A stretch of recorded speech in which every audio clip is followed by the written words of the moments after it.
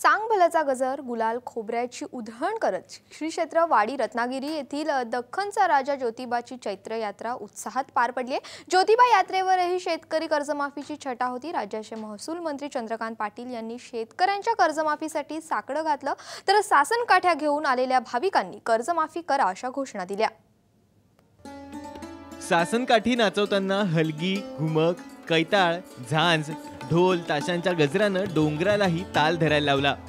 ज्योतिबाच्या भक्तीत लीन झालेले भक्त वाद्यवृंदाच्या निनादात देहभान विसरून शासन काठ्या सांभाळत सुरू असलेलं नृत्य सर्वांनाच आनंदाची अनुभूती देत होतं। पहाटेपासूनच हलगीच्या ठेक्यावर डोंगरावर मानाच्या शासन काठ्या दाखल झाल्या। कर्नाटक, आंध्र प्रदेशसह महाराष्ट्राच्या कानाकोपऱ्यातून भाविक शासन काठ्यांसह दाखल झाल्यानं डोंगर अक्षरशः फुलून गेला होता। दुपारी 1 वाजता पालकमंत्री चंद्रकांत पाटील, म्हाडाचे अध्यक्ष समरजित घाटगे यांच्या उपस्थितीत शासन काठ्यांचं पूजन झालं। रविवारी सायंकाळी सातारा जिल्ह्यातील मानाची निनाम पाडळी, कराडमधली किवळ, साताऱ्यातील मौजे विहे तर सांगली जिल्ह्यातील कसबे डिग्रज या मानाच्या शासन काठ्यांचं यमाई मंदिरात मिरवणुकीनं आगमन झालं। सकाळपासूनच ज्योतिबाकडे येणारे सर्व मार्ग गर्दीनं फुलून गेलेत। या मार्गावर असणाऱ्या गावातील अनेक नागरिकांनी भक्तांना प्रसादाचं वाटप केलं। या चैत्र यात्रेवर शेतकरी कर्जमाफीचं सावट होतं। शासनकाठी घेऊन आलेल्या भाविकांनी पाऊस चांगला पडू दे असं साकडं घातलंय, तर काहींनी कर्जमाफी व्हावी अशी मागणी केली आहे।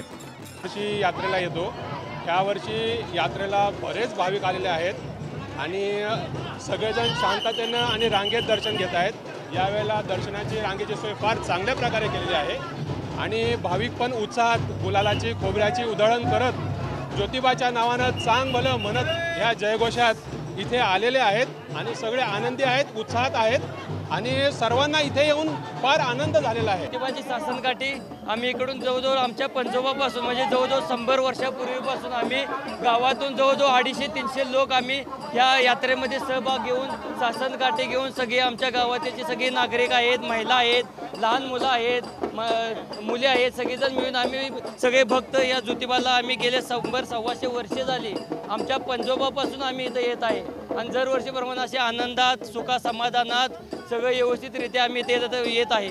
आणि ह्यानंतर असाच एक पाऊस पडत असतो दरवर्षीप्रमाणे। शेतकरी आम्ही सर्व शेतकरी मंडळ आहे सगळं आम्ही दरवर्षी देवाला एवढं साकडं असते की बाबांनो दरवर्षी मोठ्या प्रमाणात पाऊस पडू दे, पिकं चांगल्या पद्धतीने येऊ दे, शेतकऱ्याचं कल्याण होऊ दे ही आमची मनापासूनची इच्छा असते।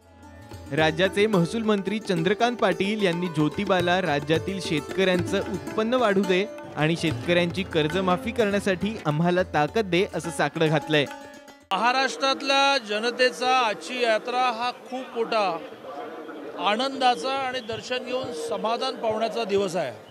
त्यामुळे प्रचंड मोठ्या संख्येने लोक या ठिकाणी आलेले आहेत, पण जिल्हा प्रशासनाने सगळ्या प्रकारच्या व्यवस्था या ठिकाणी उभे केलेल्या आहेत। खाली पार्किंग झाल्यानंतर पायी चालत यावं लागायचं, यावेळेला कोल्हापूर महानगरपालिकेच्या सहाय्याने मोफत बसेसची व्यवस्था केली आहे की जेणेकरून पार्किंगपासून देवळापर्यंत बसेसने येता येत आहे। ही यात्रा अतिशय सुखरूप पार पडावी, ही यात्रा अतिशय शांततेने पार पडावी। आत्ताच ज्योतिबाचं दर्शन घेऊन मी या ठिकाणी आलो। ज्योतिबाच्या चरणी मी प्रार्थना केलेली आहे की पुढच्या वर्षीसुद्धा म्हणजे हे जे वर्ष आता चालू आहे 17-18 या वर्षीसुद्धा गेल्या वर्षीसारखा चांगला पाऊस व्हावा। गेल्या वर्षी चांगल्या पावसामुळे शेतकऱ्याचं उत्पादन 40,000 कोटीने वाढलं। याही वर्षी चांगला पाऊस व्हावा मी ज्योतिबाजवळ प्रार्थना केली आणि महाराष्ट्रातल्या शेतकऱ्याचं कर्ज आम्हाला माफ करायचंच आहे, ते माफ करण्यासाठीची ताकद ज्योतिबाने आम्हाला द्यावी अशी मी प्रार्थना ज्योतिबाच्या चरणी केली। चैत्राच्या भर उन्हातही भाविकांनी लक्षणीय गर्दी केली होती।